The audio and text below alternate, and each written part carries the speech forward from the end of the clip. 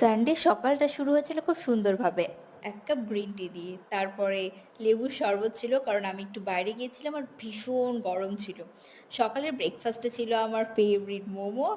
আর Sunday মানেই খাওয়া-দাওয়া একটা আলাদাই ব্যাপার। তো লাঞ্চে ছিল মটন কষা, ধনেপাতার ডাল, রায়তা। তো বাড়িতে সবাই মিলেই সবকিছু বানানো হয়েছে। তারপর খেয়ে-দেয়ে সন্ধ্যে রেডি হয়ে চলে গেলাম মুভি দেখতে কল্যাণী সাঙ্গমে। 'মুঞ্জা' দেখতে। ১ম আমি একটু ভয় পেয়েছিলাম। কিন্তু বেশ মজার মানে কমেডি আছে, আবার হরর মুভি। তো সব মিলিয়ে বেশ সুন্দর একটা সানডে কাটিয়ে দিলাম। আর এটাই ছিল আমার মিনি ব্লগ। আজকের মিনি ব্লগ এখানে শেষ করছি। ভিডিওটা ভালো লাগলে লাইক করবেন, কমেন্ট করবেন, চ্যানেলকে সাবস্ক্রাইব করবেন। Thank you.